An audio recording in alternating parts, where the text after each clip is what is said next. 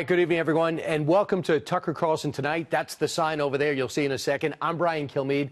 I'll be filling in for Tucker. Meanwhile, it's been more than a year since Hillary Clinton's 2016 defeat, but the excuses just keep on coming. Clinton appeared on its radio show today to talk about her book, What Happened. I know. She's on a book tour. I had no idea. And she had a whole array of explanations for her loss. But this time, she put the blame on a new person, President Obama. When you run to succeed a two-term president of your own party, you have a historical headwind blowing against you. It is a challenge. If you are both the candidate defending a lot of the areas of agreement, but also putting forth an agenda for change, which is what I tried to do, it is often difficult to get the second part of that message through. Right, because you didn't say anything different from President Obama, so how do you run on the word change? Now, today wasn't the first time Clinton pointed fingers. If you had an email for every excuse she had, you could fill an entire private server. The use of my email account was turned into, the biggest scandal since Lord knows when. They covered it like it was Pearl Harbor. If you look at Facebook, the vast majority of the news items posted were fake. There's all these stories about, guys over in Macedonia who are running these fake news sites. I inherit nothing from the Democratic Party. Comey was more than happy to talk about my emails, but he wouldn't talk about investigation of the Russians. I also think I was the victim of a very broad assumption I was going to win. I did not know she was a judge on The Voice. I don't know if that chair turns. Meanwhile, Clinton used today's appearance to discuss more than just her defeat. She also said America has a large number of white supremacists who have made common cause with the president. I think there has proven to be more white supremacists and white nationalists than I wish there were in our country, as we saw tragically in Charlottesville and other places. And they have made common cause with the president's agenda out of their own mouth, that he is someone that they are counting on to promote it. Well, Clinton also expressed doubts about whether she can ever possibly be friendly towards President Trump like she was in the past. I said we all need to give him a chance, and we all need to support our president. We have one president at a time, and I've been very disappointed in the way that he has conducted himself. After this is all done, do you see becoming friendly with him again? I don't know the answer to that question, Hugh. I do. I'm going to go with no. Dan Bongino is a former Secret Service agent and an NYPD officer, and may I add, editorialized, a very nice man.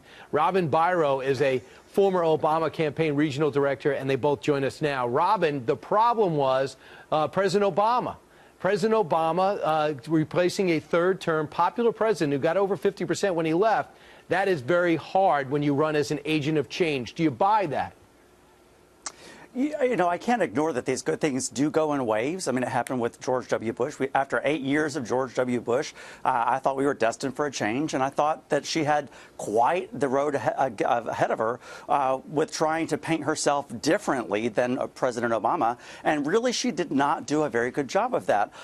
She did the best I think that she could, but her campaign still, I still insist to this day that it lacked soul. I had the privilege of meeting her several times face to face. She was always warm and ingratiating, but once you got her in front of her camera, it just fell flat, and she never seemed to really resonate with the people, and it just was lacking that soul. She failed to tap into that wave of populism and the anger, and Donald Trump did capture that, and so did Bernie Sanders. Right. Bernie was authentic. I would say George Bush was authentic, and I think President Obama was charismatic.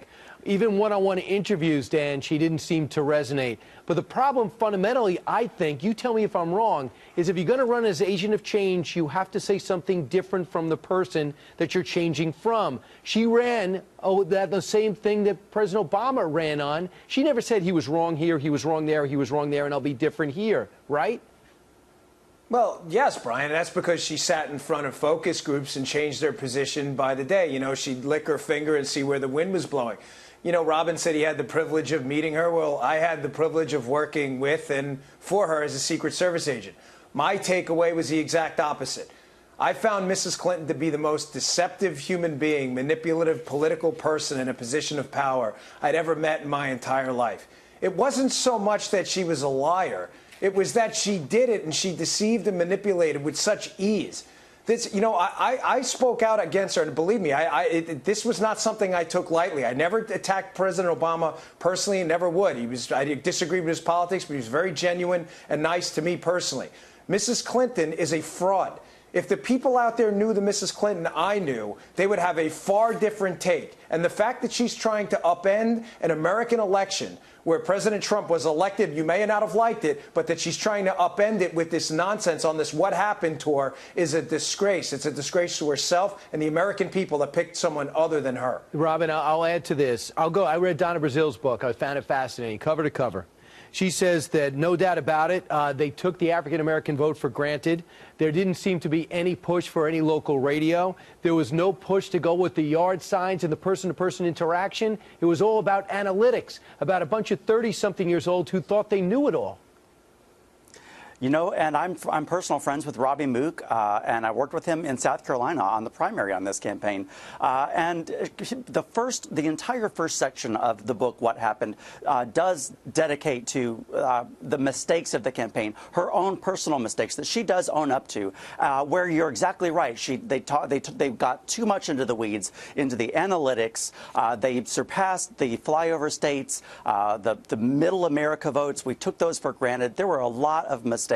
Granted, the book is a complete assessment of everything that factored into this, which there was a lot that factored into it. But, I think that she does take credit for her mistakes. But in the end, the message was basically that she was embarrassed. She felt like she let her supporters down. That's why she stepped away from the public eye for quite a while and is just now making this foray to sell books. But I want to point something out, Brian. I just hope that the point of selling these books is not to try and push Chelsea Clinton to run. Please don't do it. I know. Dan, do you believe that the Democratic Party is turning the page when you see Kirsten Gillibrand stepping up and talking about her husband, and when you see others not really running to Hillary's side? She's selling books, got Book of the Year by some club, but I don't think she's winning over people, Dan. I don't see conversion. I don't see any conversion here. Brian, I've lost elections. I lost a tough one in Maryland. And you know what? You move on. Nobody likes a sore loser. Everybody hates sour grapes. I lost an election that they called the race 3 days later, and I'll never forget someone calling me and saying, move on. Move on. Don't bother with these lawsuits. Just do it. And that's what we did. Please, listen, I know Democrats aren't going to take any advice from me. I'm a conservative Republican. But she is not the hill to die on, the Clintons. Let her go. It is time to throw them overboard here. They are not genuine people. I can make the case to you strongly, having been around them and knowing them far differently than others, maybe including Robin. I'm not sure. That they have been the most destructive force in American politics in the last 50 years. Nobody close to them. They have absolutely decimated Americans' faith in government by everything they've done. It's really a shame, and it's time for the Democrats to unmoor themselves from the Clintons. And I would say a couple of things. Al Gore, I've never been more in awe of him. He had his heart broken with that election, no doubt about it. He won away. I thought that John McCain said I blew it. He kids about it right away. Bob Dole won people over the day after the election. He goes on Letterman, and people had a warm feeling for him then. It's the way you lose, not if you lose, that wins people over. And Bush 41's another great example of that. People thought he was a failed president, not in retrospect. Thanks so much, guys.